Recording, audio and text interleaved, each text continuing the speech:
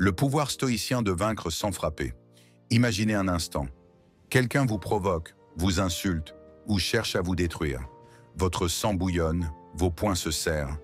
Mais que diriez-vous si je vous révélais une méthode pour anéantir cet ennemi sans lever le petit doigt?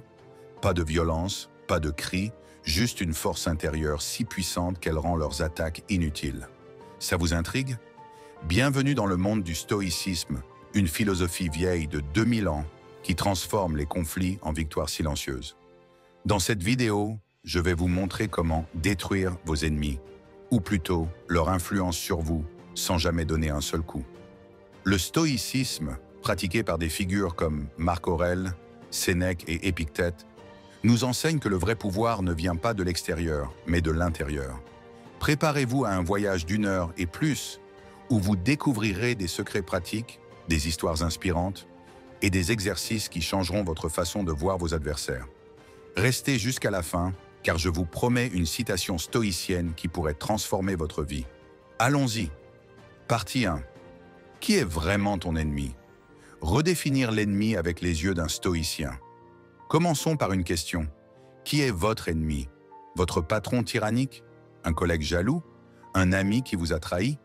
Le stoïcisme nous pousse à regarder plus loin. Marc Aurèle, empereur romain et philosophe, écrivait dans ses pensées « Tu as le pouvoir sur ton esprit, pas sur les événements extérieurs. Comprends cela et tu trouveras la force. » Votre ennemi n'est pas cette personne en face de vous.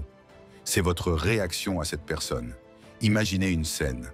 Un général romain, face à une armée ennemie, reste calme alors que les flèches volent. Pourquoi? Parce qu'il sait que paniquer ne change rien. Les stoïciens appellent ça la dichotomie du contrôle. Vous ne contrôlez pas ce que les autres font, mais vous contrôlez comment vous réagissez. Votre ennemi devient alors une marionnette impuissante si vous refusez de danser à son rythme. Une anecdote historique. Marc Aurèle est le traître.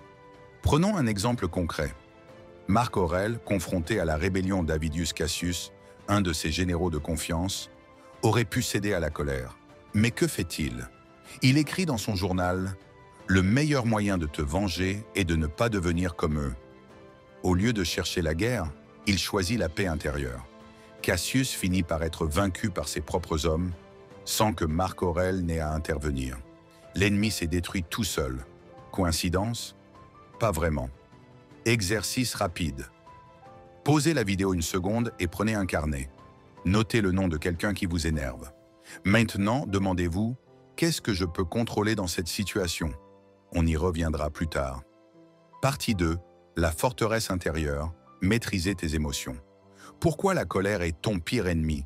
Si vous voulez vraiment détruire un ennemi sans coup, commencez par détruire ce qui le nourrit. Votre colère. Épictète disait « Ce ne sont pas les choses qui nous troublent, mais notre opinion sur elles. » Quand quelqu'un vous insulte, ce n'est pas l'insulte qui vous blesse, c'est l'idée que vous vous en faites. Laissez-moi vous raconter une histoire. Un jour, un homme crache au visage de Sénèque, le grand philosophe stoïcien. Que fait Sénèque? Il s'essuie calmement et dit « Je ne savais pas que tu avais autant de salive à gaspiller. » Pas de cri, pas de vengeance. Pourquoi? Parce qu'il savait que perdre son calme, c'était donner la victoire à l'autre. Technique stoïcienne, la pause de 10 secondes. Voici une astuce simple mais puissante. La prochaine fois que quelqu'un vous provoque, comptez jusqu'à 10 avant de répondre. Pendant ces 10 secondes, demandez-vous « Est-ce que ça vaut ma paix intérieure ?» Vous verrez 9 fois sur 10, vous choisirez de sourire et de passer à autre chose. Votre ennemi? Déconcerté. Vous? En contrôle total. La science derrière ça. Des études modernes montrent que prendre une pause réduit l'activation de l'amygdale, la partie du cerveau qui déclenche la colère. Les stoïciens l'avaient compris il y a des siècles. Alors, qui gagne ici? Vous, pas eux. Partie 3. Transformer l'adversité en triomphe. Amor fati. Aimer ce qui t'arrive. Les stoïciens ont un concept radical. Amor fati, ou aimer son destin. Votre ennemi n'est pas un obstacle, c'est un professeur déguisé. Imaginez un haltère lourd. Il vous fait souffrir, mais il vous rend plus fort. Votre adversaire, c'est pareil. Chaque insulte, chaque trahison est une chance de grandir. Prenons un exemple moderne. Disons que votre collègue sabote votre projet au travail. Au lieu de ruminer, demandez-vous « Comment puis-je utiliser ça pour m'améliorer ?»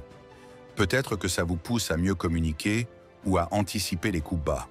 Votre ennemi devient un allié involontaire. Exercice interactif. Le défi des 3 « Pourquoi ?» Posez encore une fois. Prenez cette situation avec votre ennemi et posez-vous. Pourquoi ça m'énerve? Pourquoi je réagis comme ça? Pourquoi ne pas voir ça comme une opportunité? Partagez vos réponses dans les commentaires. Je veux voir vos réflexions. Partie 4.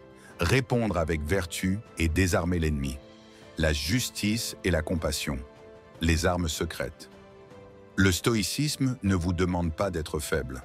Au contraire, il vous rend invincible en vous poussant à agir avec vertu.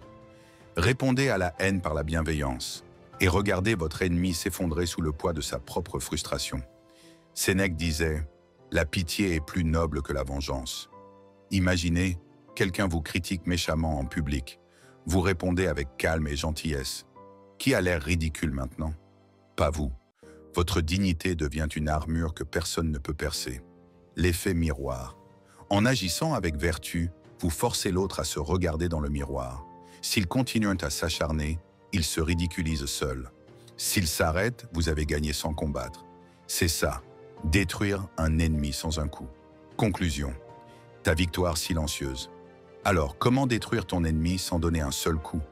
En devenant maître de toi-même. Le stoïcisme nous enseigne que la vraie bataille se joue dans ton esprit. Contrôle tes réactions, transforme les défis en force et réponds avec sagesse, et tu seras invincible. Je vous laisse avec cette pensée de Marc Aurèle. Si quelqu'un peut me prouver que j'ai tort, je changerai avec joie. Mais si personne ne le peut, pourquoi m'inquiéter? Appliquez ça dès aujourd'hui et regardez vos ennemis disparaître dans l'ombre de votre paix intérieure. Abonnez-vous pour plus de contenu stoïcien, partagez cette vidéo avec quelqu'un qui a besoin de cette sagesse et dites-moi dans les commentaires qui est votre ennemi et comment allez-vous le vaincre sans combattre.